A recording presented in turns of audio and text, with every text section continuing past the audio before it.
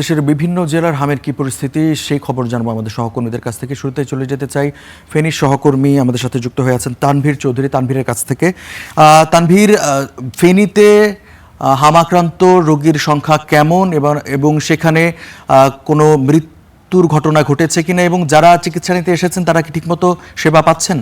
রঞ্জু, সারা দেশেই হামের প্রকোপ বেড়েছে, তবে এখনও পর্যন্ত ফেনীতে যে তথ্য উপাত্য আমাদের হাতে আছে সে তথ্য উপাত্য অনুযায়ী এখনও পর্যন্ত ফেনীতে আসলে কেউ হাম আক্রান্ত হয়নি এবং কারো মৃত্যুও হয়নি। তবে হামের উপসর্গ নিয়ে ৩৬ জন এখানে চিকিৎসা নিতে এসেছিল, তাদের আসলে যে পরীক্ষা যে স্যাম্পল সেটি পাঠানো হয়েছে এবং বেশ কয়েকজনের আসলে স্যাম্পল আসার পর তাদের শরীরে হাম শনাক্ত হয়নি।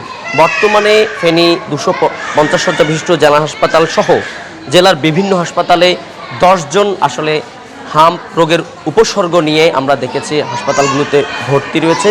জেলা সিভিল সার্জন ডাক্তার রুবায়েত বিন করিমের সাথে আমরা কথা বলেছিলাম। তারা বলেছে এখানে যে সমস্ত রোগীগুলো আসছে তাদেরকে পর্যাপ্ত পরিমাণে চিকিৎসা দেওয়া হচ্ছে। দেখতে পাচ্ছেন এটি হচ্ছে 250 শয্যা বিশিষ্ট জেলা হাসপাতালের শিশু ওয়ার্ড।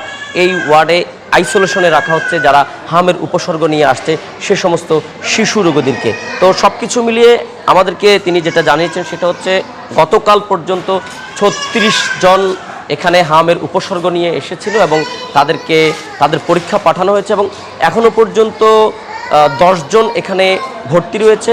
2 জন চিকিৎসা নিয়ে সুস্থ হয়ে তারা বাড়িতে ফিরে গেছেন এবং আমরা যেমনটা জেলা সিভিল সার্জনের সাথে কথা বলে জানতে পেরেছি, তিনি আমাদেরকে জানিয়েছেন একটু আগে স্বাস্থ্যমন্ত্রীর সাথে ওনাদের জুম মিটিং হয়েছিল, সেখানে জানিয়েছে ফেনীতে আসলে যে ঝুঁকিপূর্ণ এলাকা ঘোষণা করা হয়নি এবং ঝুঁকিপূর্ণ এলাকা হিসাবে ফেনী এখনও পর্যন্ত আসলে স্বাস্থ্য মন্ত্রণালয়ের যে ঝুঁকিপূর্ণ এলাকাগুলোর তালিকা করা হয়েছে সেই তালিকায় নেই।